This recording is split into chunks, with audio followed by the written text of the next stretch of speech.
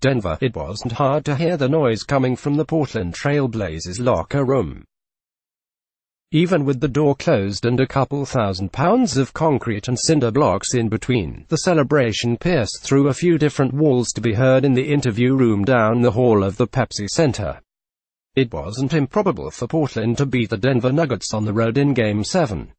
The Blazers are good, and they'd won a game already in Denver in the Western Conference semifinals. But it was an achievement. It was an accomplishment of a goal set before the season, to be the first Portland team since 2000 to play in the conference finals. It was a response to 10 straight playoff losses, including 2 consecutive sweeps, with the organization hitting an embarrassing low last season against New Orleans. It speaks to the character of our organization, of what we've become, Damian Lillard said. Obviously we had the roster turnover 4 years ago and everybody was quick to shoot us down, count us out. And at that point, we didn't know for sure what direction we were going to go. We definitely leaned on the culture we wanted to create.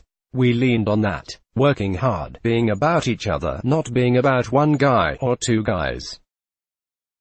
I think we really built that up. To have that, it takes everybody. As Coach Terry Stotts sat down at the podium a few minutes after the roar from the locker room, he asked for a stat sheet. He hadn't even looked at one yet, he said. On it, maybe to Stotts' surprise, there was Lillard's line: 45 minutes played and 13 points, his fewest in any game of the series, on 3 of 17 shooting. Winning a Game 7 on the road is difficult, but the consensus was that the Blazers had a chance because they have Lillard. Despite all the iconic playoff moments he's accruing, Lillard had never played in a Game 7. It was pretty easy to pre-write the Game 7 headline, to anticipate some level of greatness for Lillard to unsheath. Instead, he started 0 of 6 from the floor and didn't score for the first 18 minutes of the game.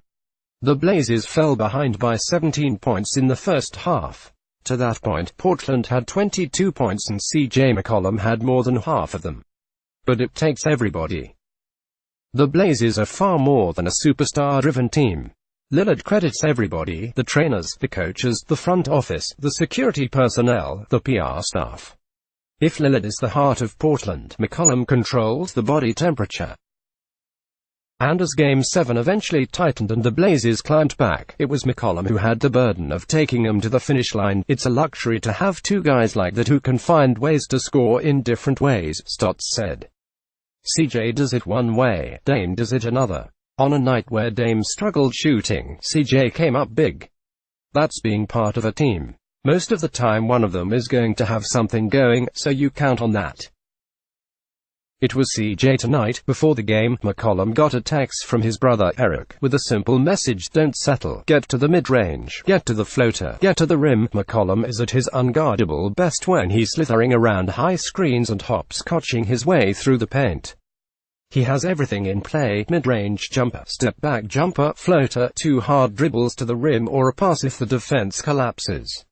Some like to call it getting in his bag, but McCollum carries around more of a leather-bound briefcase. It's elegant, it's professional, and it's surgical. McCollum is a master of the mid-range, and each push the Nuggets made, McCollum answered. But even with the game of his life, 37 points on 17 of 29 shooting, he was critical in his self-assessment. He remembered one play he pump-faked his defender into the air, but didn't jump into him and draw a foul. I cost us 2 points on that possession, he said, a missed lefty layup, and thought he shot one too many threes. Besides that, I think I played pretty well, McCollum said in the understatement of the playoffs. I wanted to empty the clip tonight and I thought I did that. Lillard and McCollum share a bond beyond the small school element that links them together in Portland's backcourt. They've grown together, they've hurt together, they've overcome together. They've learned to trust each other, communicating on the court sometimes with just glancing looks or subtle body language.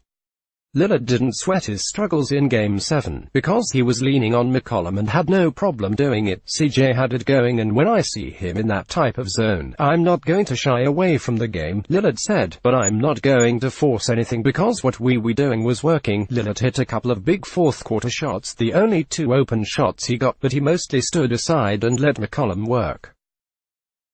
There isn't ever some dramatic conversation between them about it. It comes from the 6 years they've played together, which included some growing pains to be sure, but there's no tug-of-war. They aren't taking turns, they're taking over together. He seen I had it going, so he kept making sure I was staying involved in the offense and getting shots, McCollum said. Then down the stretch I just told coach to flatten it out. They can't check me and I'll get us a bucket. I'll at least get us a good shot, and that's what happened. It felt like Game 7 was an opportunity for Lillard to write another chapter in the Dame Time mythology. Instead it was about McCollum and the freedom he had to operate with, never so much as a side eye from Lillard. It was about Evan Turner's rebirth as a capable player, about Zach Collins scratching the surface of his potential, about Enes Kanter playing through a separated shoulder while also fasting for Ramadan, which meant no medication or water at altitude, mind you, about overcoming another setback when Rodney Hood hyperextended his knee in the second half, about a burst of energy from Mo Harkless in Hood's place. It's always about everybody for the Blazers, because it's never about anybody. That's the standard Lillard sets. He's the heart and soul of our team, McCollum said of Lillard. He's done a great job of empowering us and leading us. Waiting next, after only one day off for Portland to enjoy its accomplishment, are the Shams.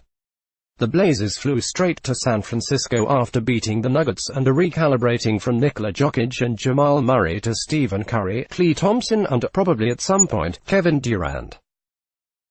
The Blazers were already talking about what was next for them in the locker room, but there's no question they're relishing a conference finals berth.